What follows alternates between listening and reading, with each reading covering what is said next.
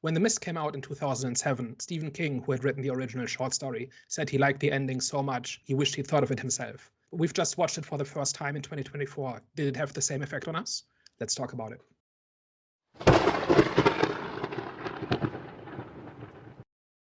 Hello, everyone. Welcome back. We are back, the Eye of the Storm podcast. Let's just get straight into it, guys. Daniel, can you let the people know what we're going to be discussing today? So this is Have You Seen, in which we talk about a movie that some of us know well and others have just seen for the first time. This week, we are talking about The Mist from 2007, which Jonathan and I know pretty well, and Hervé, you've just seen for the first time. So Hervé, specifically, since you just saw this for the first time, what was your takeaway from The Mist?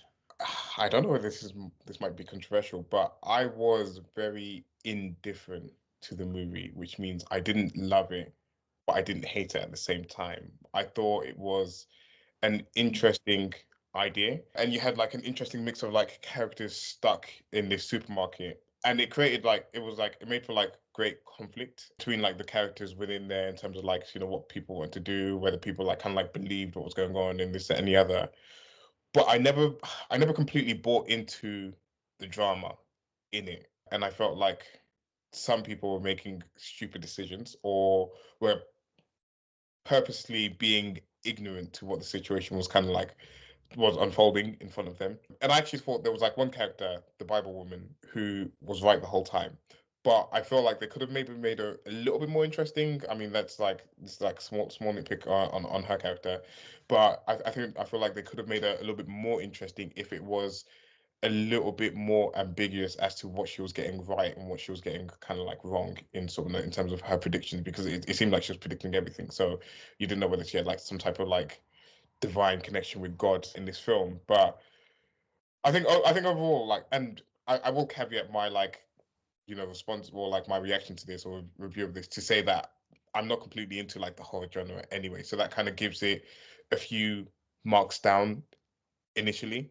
So a little bit indifferent. I think there's good parts to it. There's other parts where I was a bit like, meh, I can kind of like leave it. And then stuff that maybe wasn't completely fully explained about The Mist as well, which kind of left me wanting a little bit more answers, to be honest. So yeah, that's my thoughts. So I think something like this needs to kind of get you on board, right? In its first 10, 15 minutes, right? You have to buy into this impossible scenario, right? Like it's just this mist enveloping everything, and there's monsters in the mist, and they're going to randomly pick people off over time, and they're going to get bigger and more dangerous and more aggressive. Did you ever buy into? You kind of said it was never quite compelling, but did you buy into the premise at all? The premise I actually really liked in terms of like this mist that you kind of can't go into, and if you go into, there's this like kind of like unseen danger, and it again that feeds well into the character drama as well in terms of like having people believe it or not, and like some of the decisions that they were making. But in terms of like the whole idea of it, I was like, oh, this is actually like quite interesting. Like, how do you come out of the situation that they're in? Essentially, was like my whole thing the whole time was like, okay, like it seems like an impossible task to like step out in the mist, because anytime anyone does, it's kind of shown that they're like killed. Apart from the woman that survived, who went back to go find her child, it seemed like everyone that stepped out was dying immediately. So it was kind of gripping in that sense as to, okay, how do you combat this? How do you like, because you can't stay in there forever. Like, I mean, firstly, I was like the first thing I thought was like, this is a great place to be stuck compared to everywhere else, because you're in the supermarket, you got lots of food, lots of supplies. This is like the perfect base for some kind of people to be stuck in. But yeah, it's like a mall in a zombie movie, right? Like you have all these things that you previously would have done anything for, and now they're just a means to survival. Yeah, right? Kind of similar. So it's kind of part of that kind of subgenre that you don't get explanations. You can just get something that, like, this is kind of adjacent to weird fiction, where something happens that is otherworldly, that is seemingly impossible, and then you see how people react to that reality. And a big part of that is that you often don't get an explanation. Yeah. And we kind of do get an explanation here, but it's not very detailed, right? So at one point we find out that there's conveniently some people from the local army base, and they say, oh yeah, we've been doing these experiments, and it created a window into another dimension, and that window turned into a door, and now these creatures came through, and now we can't control it. Was number one, did you like getting that explanation? And number two, was it enough explanation, or would have been better if there had been no explanation? Like, where do you land on that? I liked the explanation. Like, I kind of wanted to know where these things had come from because I think it was good that we got the explanation, that amount of explanation. The only thing that maybe didn't make sense to me or like wasn't explained was that the fact that they were in this like superstore and these like other like worldly beings didn't attack them in the superstore. So it was like, unless you was in the mist, you wasn't really being attacked. But then you had that scene with like the tentacles that were like kind of poking through the garage. So it was like stuff like that was like kind of questioning, okay, like what's kind of the rules with like the monsters in this? Is it that they can only attack you in the mist, or sort of no? And it was kind of shown that they were like trying to break through the sort of that kind of like garage thing at the start. So it's like what was causing that, and why didn't they just like break the glass and kind of get into the mall as well? So it was like stuff like that where I was a bit like, okay, it's a bit convenient that, you know, this more. I understand for the story, but I was a bit like, it just didn't make sense as to what the rules were in terms of what the monsters could do and couldn't do. Yeah. With the exception of the tentacle, they do get larger over time, right? You get the they're like the flies, and then you get these flying The birds, the flying birds, and then you get these crab things, and then finally you get these tentacle elephants, right? So they do get bigger over time, which kind of suggests that the door is widening, right? Like that at first only small things come through, and then over time bigger and bigger things come through. And the only thing that breaks that pattern, I think, is the tentacle, which seems to be much larger than anything else, but it's the first thing that comes through. So that's the one thing that breaks the pattern. But other than that, there's like this gradual escalation. It's also kind of a ticking clock, right? Where you can say, okay, we have food for weeks, but we don't know we can handle the attacks right now, but can we do it tomorrow? Can we do it in 2 days?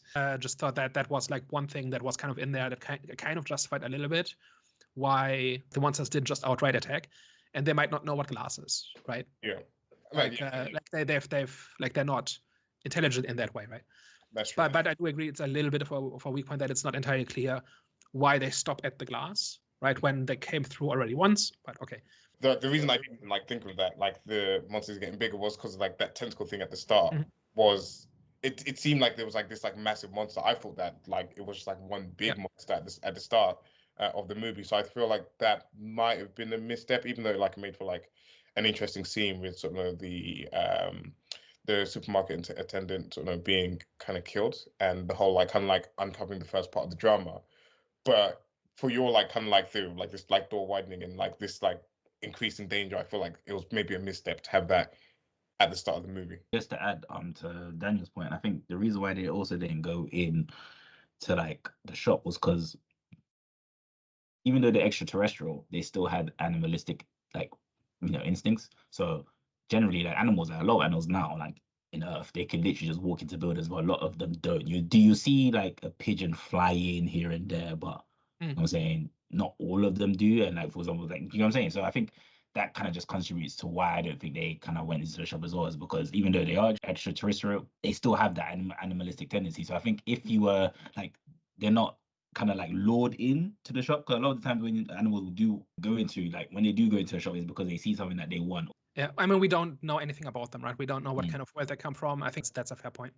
So what about the characters, right? So we've got the father, right, who is kind of the hero of the story. We've got the cult leader. We've got the skeptic neighbor who refuses to believe any of it. You have these tensions between locals and visitors, right? So this is like a rural coastal town, and there seem to be a fair number of people who have moved there recently, including for the army base probably.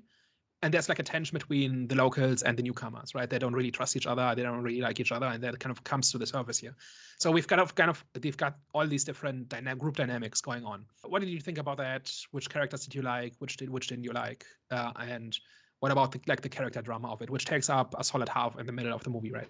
Yeah. Firstly, on the character drama aspect of it, I feel like that's where I kind of like rolled my eyes a little bit with the movie, especially with like the neighbor to start with, because it was they kind of flip-flopped his character a little bit. Obviously, like at the start, they kind of like positioned it that, you know, what's the main guy, the main character, or the hero of the story?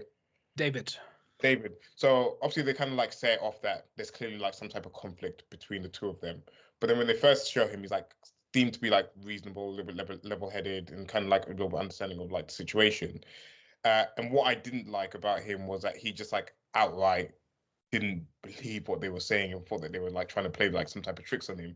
And I'm like, if that was the case, then why didn't you just go out in the mist anyways? If you didn't kind of believe that like anything was out there was any danger of like that, why you up in like the superstore or at the very start? And then when there's very tangible, where they were at the store because of the storm and they were getting supplies.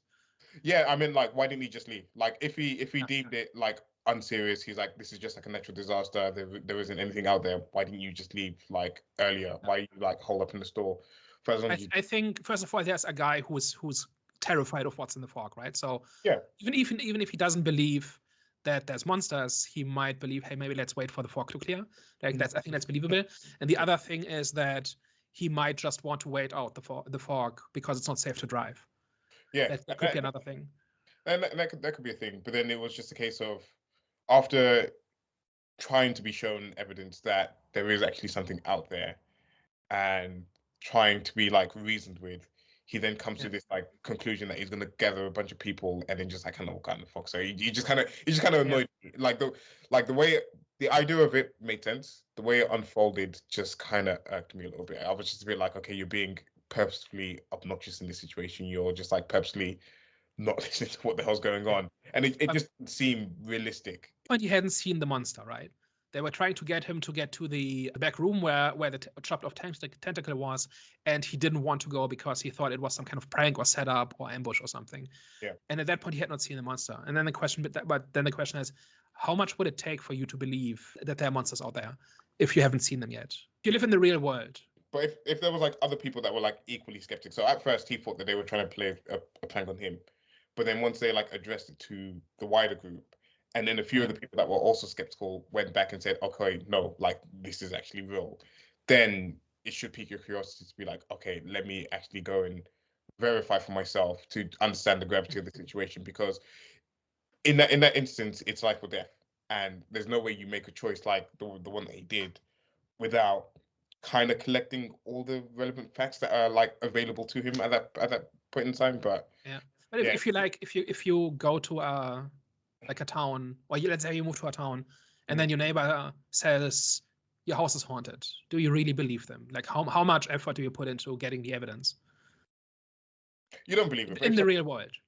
In the real world, you wouldn't believe it. But if someone says to me, I would not straight away, but I'd be curious. If someone says to me at the back here, here's tangible evidence, it's either you go out in the mist and you face the unknown, or you come back and you see what potentially like might be out there because we have evidence of it at the back.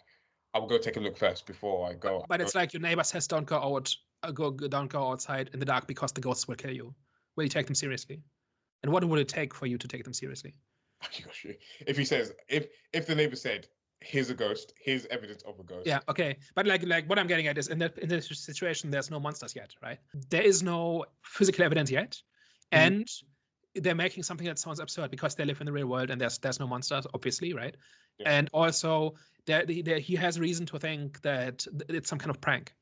Right? That they're going to lure him into the back room, and there's like, he says something like, what are you going to do? Just show me like a rubber hose and say it's an alien tentacle, like that sort of thing. So I think that's why he didn't believe it. So whether it was compelling or not is a different story, but I think they do give a reason for why. And I think in movies like this, it's always difficult kind of to get the right amount of skepticism, right? Because the skeptics are set up as idiots, right? Because we know we're watching a horror movie or a movie in which the magic is real or the creatures or whatever. But also the characters don't often have a reason to believe it until they actually see it. But that makes it very tedious, right? Where you have to go through the motions every time of providing the evidence, and people don't believe it. And you talk about, okay, what's the standard of evidence? What like at what point is it reasonable or unreasonable to believe, and so on. Yeah. I think this movie tries, and it sounds like for you it didn't quite work. No, it wasn't like it. I can understand what they were trying to do, but it just didn't land for me in that particular situation with the neighbor. And once he was kind of gone, I was like kind of happy that he was gone, because he was a bit of an annoying character anyways from the get-go. I didn't really quite like him. So speaking about annoying characters, what about the preacher? the preacher. You see, I liked her character. I liked kind of like what she brought to sort of the dynamic of the group, in terms of she had this like unwavering faith in sort of in God, in the story, and for whatever reason, like it's not completely explained why she's able to predict what's going to happen and what's going to kind of like unfold 100% accurately, because it kind of makes us seem that she has this, like, again, like I mentioned at the start, like this like divine connection to God in this movie. Where did you think she did? Why is that? It seemed that, one, like she was predicting everything correctly, like she was correct the whole time, and two, there was like that incident where like the bug like was kind of like in her face, and she's like obviously like praying, and she's like, you know, whatever, and then the bug doesn't attack her, so it's kind of showing her to be one with God. And also she's right about that the son has to die, and if once he does, the monsters go away. That also happens. I missed that. She says we need a sacrifice, and the boy is the best sacrifice. And when the boy is dead, the monsters will go away. And then when the boy dies in the end, then that's when the monsters go away. Now, because the soldiers show up, but they do go away once the boy is dead, right? So she is true, right? So that did come to pass. Yeah. So what I would have like, I mean, again, in terms of what she brought to the dynamic of the group, I thought it was like great. I thought it was like quite interesting, and you had like, you know, everyone that's like skeptical, and you know, you have this like woman that like sounds crazy at the start, but then as things start to unfold, people are actually like kind of starting to like look for their faith, or like look for something like more than them to kind of like believe in, and to kind of like help them in that situation. So I thought she kind of brought that well to the movie. It would have been great if she was like a little bit ambiguous as to like what she was getting correct and what she was like maybe getting incorrect. Maybe would have. I think it is pretty ambiguous, right? We don't know why the monster doesn't sting her, and we don't know why. Like the thing about the son dying and then the monsters go away, that could be coincidence or it could be prophecy, right? Yeah, but like what you were saying about like, okay, they're gonna attack tonight, and then like one person's gonna die, and this, that, and the other. She kept like predicting like people were gonna die, and like when it was gonna happen and stuff like that. So it would have been great if like she had like a little bit more of a hit miss rate, where it was like, okay, maybe she like has something, maybe she doesn't, because it seemed like for the whole movie she's correct, like everything she's saying is coming to pass. So that miss rate would have helped some of the other characters in terms of, you know, because you had that guy at the start, the kind of the local guy that was involved in trying to like restart the generator in the mall. He seemed like the bad guy, and then eventually like was like turned super religious and like kind of like devoted himself to it. I think it would have been great if it was a bit more hit miss rate in terms of her predictions. So then have like, okay, like some people believe her, some people don't believe her, because like the people that didn't believe it was a bit like, are you not listening to what she's saying? Like, I know it's crazy, but you're not listening to what she's saying, and every time she says something, it's come true so far. So yeah, so like just speaking of skepticism, I think it is ambiguous enough, and I think she is saying things that are broad enough that you can fit them to pretty much what happens. Like the idea that the monsters will attack at night, that's pretty likely. And I don't remember if she specifically says that one person will die and then exactly one person dies, or if she says that someone will die without specifying the amount. I'm not sure about that, but I think it is meant to be. Do you remember if it's exactly that?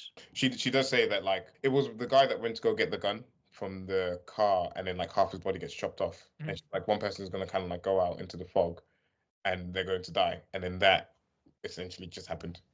Okay, well that's also like, if you go into the fog, you will die, and it's been established that it's dangerous there, right? Yeah. Okay, but not to belabor this point too much, but I do think it is ambiguous enough that you can't be entirely sure just what she knows. Yeah. And I think that makes it more interesting. I think it's about her response and other people's response to the crisis, and not so much whether she's actually getting divine messages. How about the ending? Like this movie is renowned for the ending. So what happens in the end is the cult kind of grows and grows, and they start getting more and more agitated. And so a group of five people or so band together to kind of take a car and out into the mist just to take their chances, and just in the hopes that the fuel will take them far enough. And it doesn't. They run out of fuel in the fog. They have 4 bullets left. So David kills the other 4 people in the car, including his son. And then seconds later, the army shows up, and they have everything under control, and they're clearing the entire thing, and the mist dissipates. And so the tragic irony here is that if he had waited just 30 more seconds, he would have been fine, and his son would have been fine. So what did you make of that? It was a bit dark, wasn't it? It is dark, right? But does it work? Does it work? Does it work? For me, plus you can just make it like grim dark for its own sake, and to the point where it becomes childish, and so on. I guess it's one of those, or is this actually poignant? I mean, when you mentioned about like the prophecy that the Bible lady said, it kind of fits within that, and kind of like helps to like reaffirm what she was saying. It just felt grim, and it felt to me more realistic in terms of like some of the kind of like happier endings that you get in some other movies. It felt like, damn, like I kind of like really felt heavy towards the end of the movie, especially like knowing that he only had the 4 bullets. So like I was like, someone has to survive in this situation. Someone, like, everyone else is gonna die, and someone has to survive and like be to be eaten by the monsters, presumably. Pretty much, yeah. So it was a bit like, okay, who's gonna take the short straw to like die the most horrible death compared to like everyone else who was just kind of like getting a bullet in the head. So and for it to have been the father as well, and for him to have like had to make the difficult decision to like kill his son for him to like not die a painful death, I was like, okay, like it made. And now he has to live for the rest of his days with the fact that he killed his son for no reason. Yeah, which is yeah, it's dark. It is dark, yeah. So, it reminded me a little bit of like stories of people who live through a war and then get killed on the last day before peace breaks out. Mm-hmm. Right? It's just random. Like if that person had just been somewhere else that day, they would have lived and they would have seen the end of the war. And here, if they had just waited another minute, and they do have this drawn out scene, right? And that's actually 2 different versions of the movie, and the one that's on Amazon currently has the longer version where they kind of stew in the despair for a little bit longer, which I think gives it a much better effect. But like if they had just done that for another minute, then they would have all lived, right? Yeah, exactly. And that's underlined by the mother being on the truck, right? Like the one who goes out into the mist in the beginning. She makes it randomly by chance. She didn't deserve it any more than any of the people who were killed in the mist deserved it, right? It was just chance, and that's like somebody surviving a war and the other person not, and there's no rhyme or reason to it. It's just luck. Yeah, no, exactly. So I think depressing, unhappy endings like this are difficult to do because often they can seem contrived. Like this whole thing about, oh, you have 5 people and 4 bullets. What do you do? Like that's contrived, right? Like that's the writers creating a dilemma on purpose, right? And it's clear why it's 4 bullets. I think they count the bullets at one point halfway through the movie, and I didn't pay attention to whether until they fire it exactly 6 times so that 4 are left and so on. I don't know if it pays that much attention, but in the end, there's not enough bullets for everybody, right? So my take is, I think it's one of those rare unhappy endings that actually works and actually hits hard and doesn't feel contrived and does feel earned. Yeah. No, for me it's the same. For me it's like completely stuck the landing in that sense, in terms of like the effect that it had on me personally when watching it, and some of the kind of like some of the like heavier emotions. For me, it just completely, I didn't question it at any point as to like what was making sense, what wasn't making sense. So and actually question, how does this differ to what Stephen King wrote? I've not read the short, sorry. So I don't know what happens in the original, but Stephen King is on record as saying he likes this ending so much that he wishes he thought of it. Yeah, okay. Yeah, no, I think I did see that noted down somewhere. Any thoughts on the monster designs? They were cool. You can kind of see that there was like some like a little bit of janky CG in there partway through. The bugs were like interesting because they seem like less threatening, because obviously like everyone's like scared shitless about like what's sort of potentially out there. So for the majority of them to initially see like the kind of like small bugs in the window, and like to kind of like have that pique their curiosity, because it's clearly something that's otherworldly, something that's like out of this world, but again like small enough for them to kind of be like not like as frightened about it. It was like super interesting. The bird things, I was a bit like, yeah, whatever, cool. What I liked about those is that they kind of suggested like an ecosystem. Yeah. Like they're not all just an army of monsters going for the humans. It's like kind of like an ecosystem with predator and prey spilling out into our world, and they hunt each other at times when they don't hunt us. Yeah, which I did pick up on that as well. But yeah, overall on the bug designs, there wasn't any like to me it seemed like they all kind of had like similar kind of like colorway and stuff like that as well. It didn't seem like there was like too much different in terms of like that sense. So Yeah. yeah, I was There is like, actually a black and white version. That's essentially the director's cut, where the monster design. I've not seen it, unfortunately. It's on my list of things to do. But apparently, they make the monsters much more like look much better, because that number one, that kind of invokes the 50s monster movies. That this is kind of inspired by, right? So like monsters come out of nowhere and they invade a town, and the townspeople kind of try to survive. That's like the genre of monster movies from the 50s. And that's kind of what this is referencing. yeah. And putting this in like black and white, kind of number one invokes that, and number two kind of covers up the shoddy CGI a little bit. Like this came out in 2007, which was at the time when CGI was not yet photorealistic. So I think that's like anything came out in the early to mid 2000s just aged badly on the basis of the CGI just got outdated very quickly, and this is one of those movies. And I think if there's any way you can improve this movie, it's like remaster the creature effects. But I think they have their charm, and if you're there for the story and the characters and the suspense and not how good the monsters look, then I think it's no big deal. But yeah, that's one thing that's aged not terribly well. I mean, for me, it didn't take me out of the movie at all. Like for me, it wasn't like one of those things like kind of like glaringly obvious that like the monster designs were completely bad. For me, they kind of it served its purpose. And like you said, this is more the character drama effect, which I was more invested in terms of, as opposed to like the monsters and like kind of like what was going on sort of out there. So yeah, I didn't have too much problem with it with the monster designs. I think they're really cool. The only problem I have with them, aside from the CG, is that they are all based on Earth creatures. So they're flies, they're spiders, they're birds, right? They're tentacles. Like there's nothing really weird among them. There's like a large elephant with tentacle mouths, which is kind of the weirdest you get. Which isn't like, it doesn't break the movie, but like they did not get that creative with the monsters, right? It's more about you get this gradual escalation of there's number one, there's monsters in the mist, and number two, they're coming after you, and number three, they're getting bigger and bigger and more aggressive over time. So you don't know, like you just try to survive that one step at a time. I think that's what makes the movie tick. Yeah, and I think it does it really well. I would say, and they made the bugs kind of like attracted to the light as well, just like another similarity to sort of the creatures that we had on Earth. But again, I can maybe like draw that to sort of kind of like some of the limitations they probably had during that period. Yeah. I mean, you can get weird with the creature designs, right? Get Guillermo del Toro on this, and let him go for an afternoon and see what he comes up with. But you could have gone weird, and they didn't, and it's okay. It's still great. Yeah. So I know that I have been kind of indifferent with the movie, or like not as higher praise. But how did you guys kind of receive it, and how do you guys like hold it in compared to some of the other movies that you've seen in that genre? I think it's great. I love it. Like, so there's this subgenre of weird fiction, right, that kind of deals with kind of a glimpse into our larger reality and things you that are not comprehensible, and if you do comprehend them, they will drive you insane, that sort of thing, because of their implications. And there are not very many good movies that actually do this, and this is one of them, and one of the most accessible ones. And just on that basis, it works really well. The characters are accessible and relatable for the most part.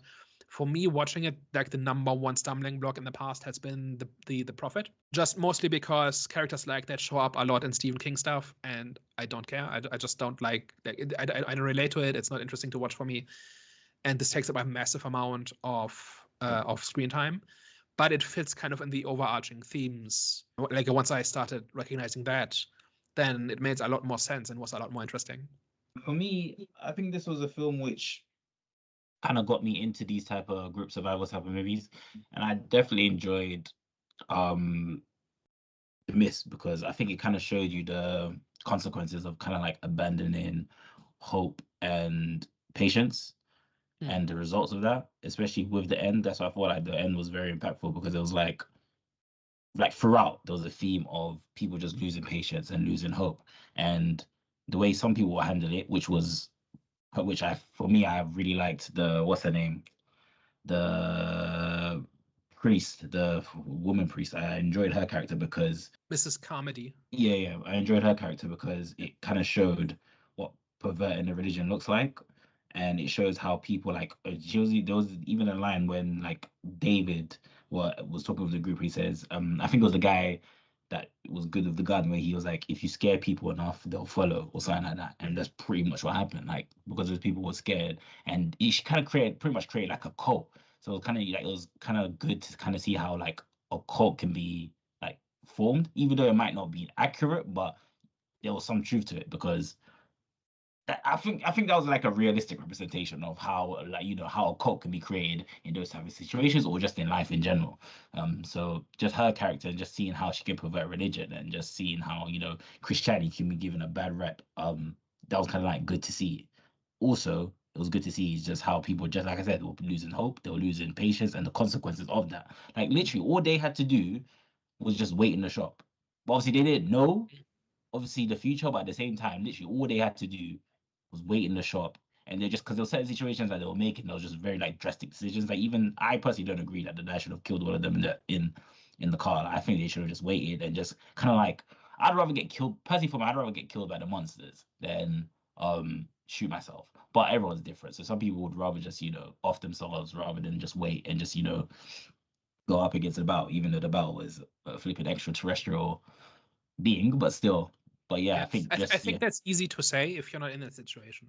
If No, you but genuinely don't know what's going to happen, and the only alternative you see is being torn apart by a monster, I think I think the movie does a really good job communicating why these characters see it that way, right? Why they see, like, what options they see and what they think could happen, and why they think it's increasingly hopeless to carry on.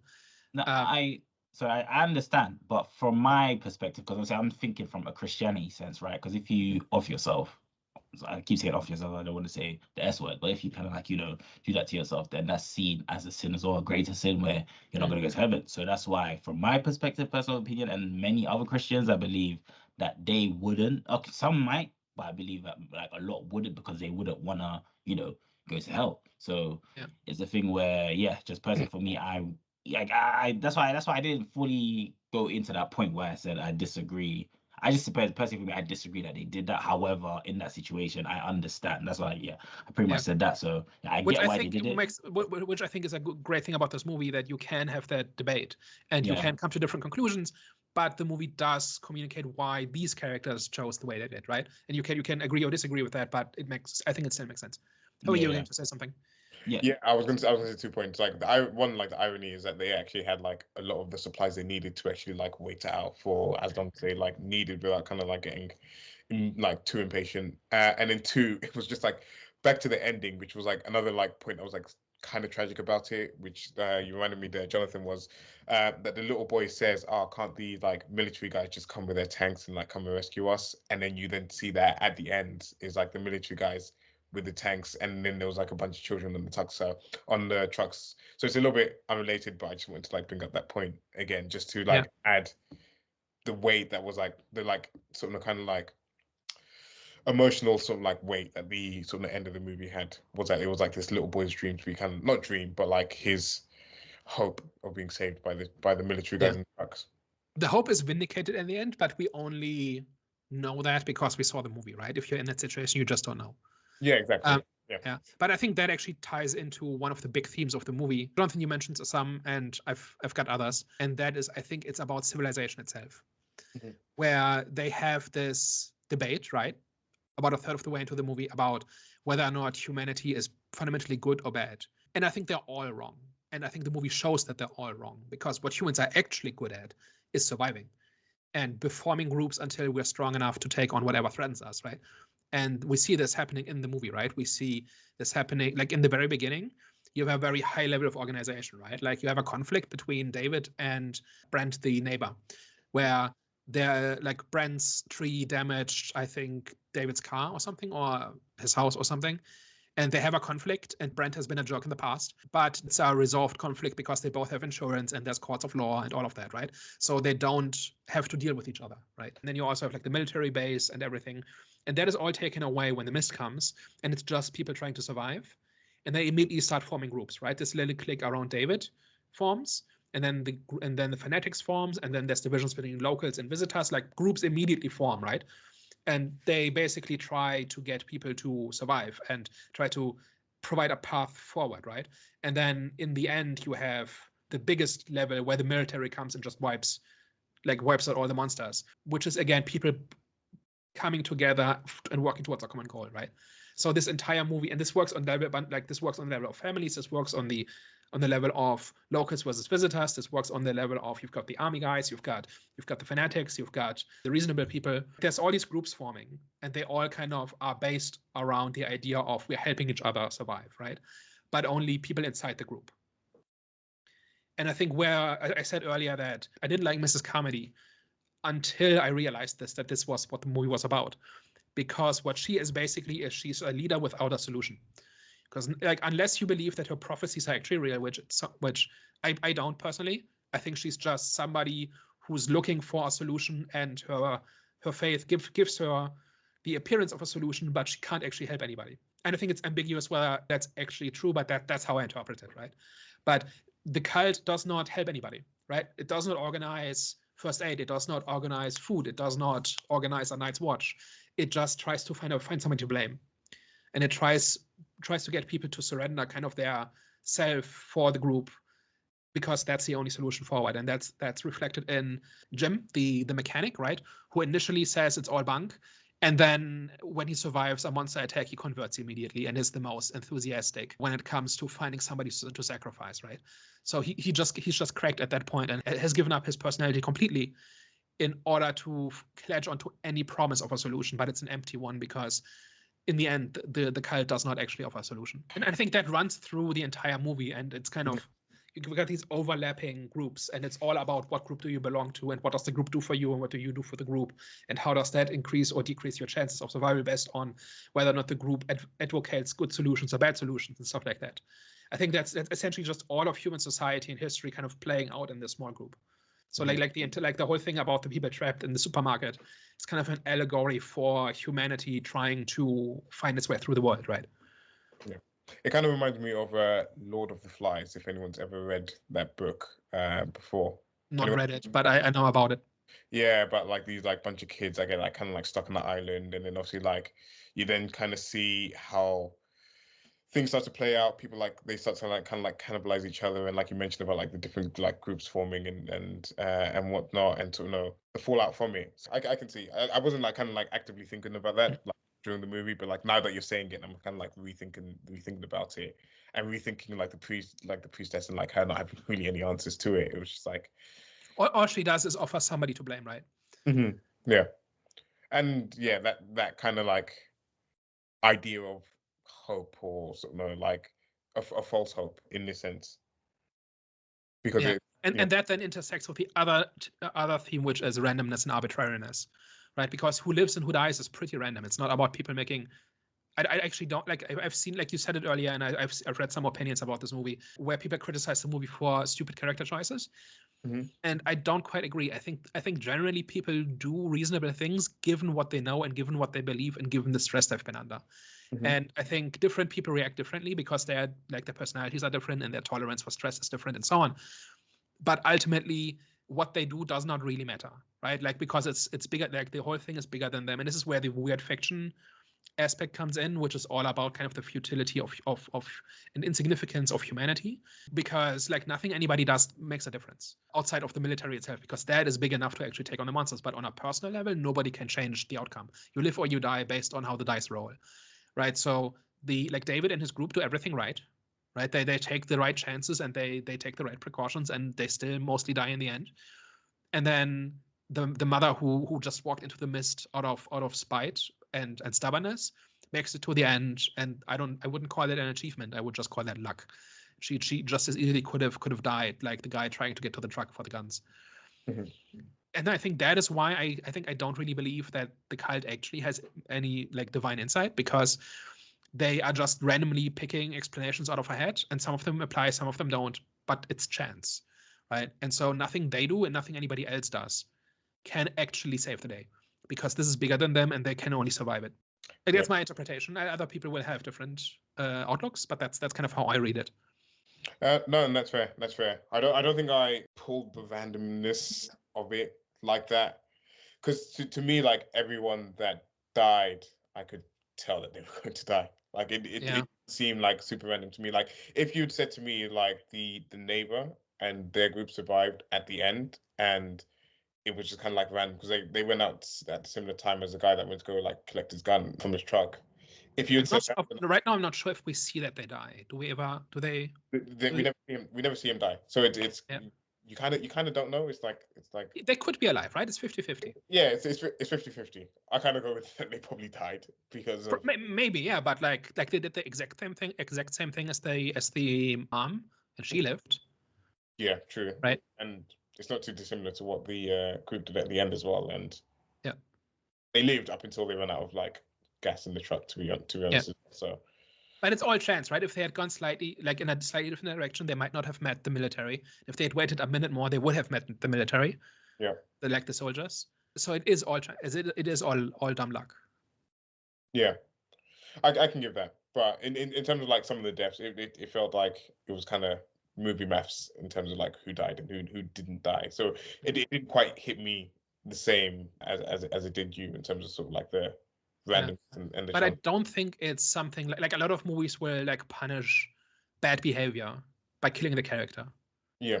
Right, like you have this in slasher movies a lot where the teenage characters do irresponsible things, or they're promiscuous or something, and then their bad character gets punished by being a target of the slasher. Like that. That's how it works in the slasher genre quite often. And here I didn't see a pattern in that. Right, it's not like people who took chances got punished for it, or people who didn't take chances got punished for it, or something like that. It's kind of on a character by character basis. Yeah, I would say. Yeah, I was like trying to like think back of the deaths. I couldn't quite. Like some of them might be predictable, like if you just walk into the mist, like the biker guy, right, who gets eaten in half, bitten in half. Maybe that one was predictable, but then there were other, like the expedition to the pharmacy made it mostly, about half of them. Right. So anyway, I like that's kind of a level on which I like it. That it's kind of an allegory for life in that sense that bad things happen, and people can work together to make things a little bit better. But ultimately, your life is a series of dice rolls. I can see that. Yeah. Any other thoughts, comments on The Mist? It's not one that I'd revisit. I'm not mad that I watched it. I wouldn't revisit it. But that's more because it's just not your type of movie, or because you actually thought it didn't work? For me, the character drama didn't completely stick the landing. And obviously, you added kind of like some like new context to it, but I don't think I liked enough of the characters in the character drama for me to sort of kind of like want to rewatch that movie. So again, I think overall it's not a bad movie, and like it does a lot of things well, but it's a mix of me not liking the characters and it not being completely my type of movie. Even though there is like horror movies that I have watched that I have liked, like Long Legs this year and stuff like that, but this one just didn't completely do it for me. Yeah, we've got some great ones coming up this month, right? So let's talk again in November and see your opinion on horror movies has changed when we watch some of the greats. But yeah, I'll be bringing my Bible for the next couple of weeks. Exorcist in 3 weeks. Let's go. Yeah.